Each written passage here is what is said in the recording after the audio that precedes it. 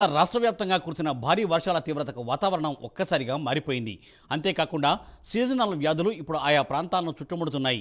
వర్షాలు కురిసిన అనంతరం స్థానికంగా మురుగు కుంటల్లోనూ రోడ్లపైన గ్రామీణ ప్రాంతాల్లో పెద్ద ఎత్తున మురుగునీటి నిల్వలు పెరిగిపోయాయి. దీంతో దోమల సంతతి గణనీయంగా పెరిగింది. కొన్ని ప్రాంతాలు వానలు వరదలతో తడిసి ముద్దయిపోయాయి. ఆయా ప్రాంతాల్లో డెంగ్యూ కేసులు కూడా పెద్ద ఎత్తున నమోదవుతున్నాయి. ఆసుపత్రులు రోగులతో కిటకిటలాడుతున్నాయి. వైద్య పరీక్షా కేంద్రాలు పేదల జేబులకు చిల్లులు పెడుతున్నాయి. ఇటు ప్రభుత్వ దవాఖానాల్లో రోగులు ఆశించిన వైద్యం అందించక ఇబ్బందులు పడుతున్నారు. దీంతో ఇక్కడ పేదోడికి పడిగాపులే శరణ్యమవుతున్నాయి. రాష్ట్రంలో తాజాగా నెలకొన్న పరిస్థితులపై రాష్ట్ర వ్యాప్తంగా మరింత సమాచారం అందించేందుకు ప్రైమ్ 9 న్యూస్ ప్రతినిధులు అందుబాటులో ఉన్నారు.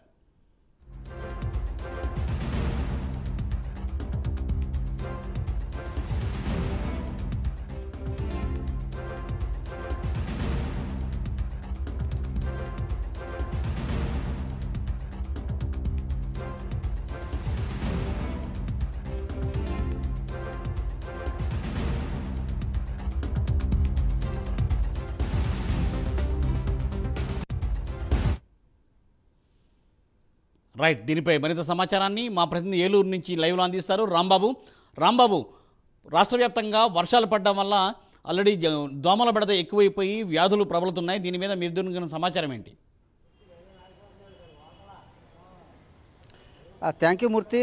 వర్షాకాలం వచ్చిందంటే వర్షాకాలంతో పాటు వ్యాధుల్ని రోగాలను కూడా తీసుకొచ్చే పరిస్థితి ఉంది. ముఖ్యంగా malaria, typhoid, dengue, viral fevers ఇవన్నీ కూడా ప్రధానంగా కూడా చోటు చేసుకునే పరిస్థితి ఉంది. అయితే ఈ సంవత్సరం అధిక ఉష్ణోగ్రతలు నమోదైన పరిస్థితి, అదే రకంగా వర్షపాతం కూడా ఎక్కువగా నమోదవుతుంది.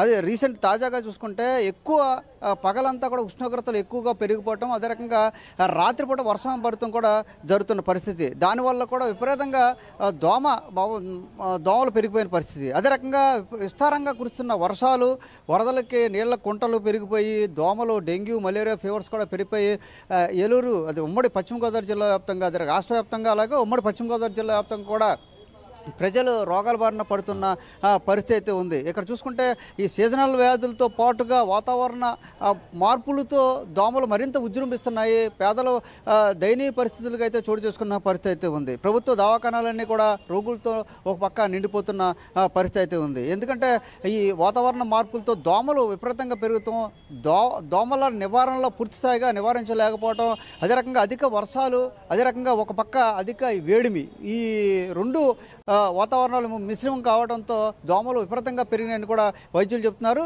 ఇక్కడ మనతో పాటు ఏలూరు ప్రభుత్వ ఆసుపత్రి జనరల్ మెడిసిన్ సికందర్ మోహన్ గారు ఉన్నారు. ఆయన అడిగి తెలుసుకునే ప్రయత్నం చేద్దాం.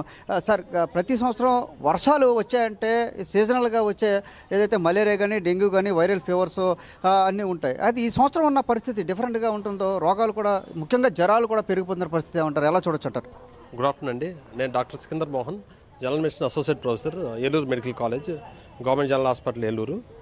మీరు చెప్పినట్టు ఈ ఇయర్ లాంగ్ కాకుండా ఈ వర్షాకాలం ఏంటంటే ఆటోమేటిక్గా ఈ రెయిన్స్కి, వాతావరణంలో హ్యూమిడిటీ వలన మస్టో బ్రీడింగ్ సైట్స్ ఎక్కువ అవుతాయి. పైగా మందంతా కూడా ప్యాడీ కల్టివేషన్ ప్రాంతాలు మనయన్నీ. సో ఆటోమేటిక్గా వాటర్ లాగ్ అయిపోయి పొలాల్లో, సో మస్టోస్ పెరగటం వల్ల మస్టో బార్న్ డిసీజెస్ ఎక్కువ వస్తుంటాయి. సో మస్టో borne disease like viral fevers కానీ, డెంగ్యూ కానీ, చికెన్ గున్యా, తర్వాత మలేరియాలు, సో ఇలాంటివి ఎక్కువ వస్తాయి. అలాగే ఈ వాటర్ ఎక్కువ ఈ వర్షాకాలంలో ఎక్కువ ఏంటంటే కొంచెం హైజీనిక్ వాటర్ ఎక్కువ లాగింగ్ అవటం వల్ల కూడా టైఫాయిడ్లు ఇవి కూడా ఎక్కువ పెరుగుతూ ఉంటాయి అన్నమాట.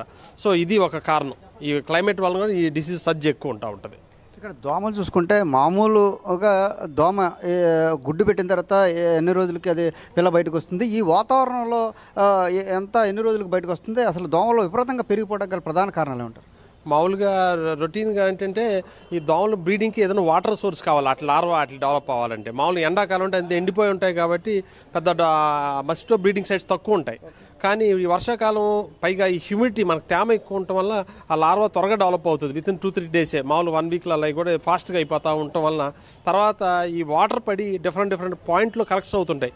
మనం మామూలు కొబ్బరి చెప్పులు, ఎన్ని ఓపెన్ టైర్లు, ఏమన్నా ముంతలో మూతలు ఎన్నింటిలోనూ వాటర్ లాగైపోయి ప్రతి పాయింట్ ఇంటి చుట్టూ అంతా కూడా వాటర్ ఈ మలేరియా కానీ వైరల్ ఫీవర్స్కి, డెంగ్యూ ఫీవర్స్కి చేసే ఆ మస్కిటోస్ ఉంటాయి అనమాట. ఎనాఫిలిస్ మస్కిటో అని, ఎయిడిస్ మస్కిటో అని, ఈ మస్కిటోస్ అన్ని కూడా బాగా బ్రీడ్ అయిపోయి ఈ ఫాస్ట్గా డెవలప్ అవడం వల్ల ఎక్కువ తీవ్రత ఎక్కువ ఉంటుంది ఈ టైంలో.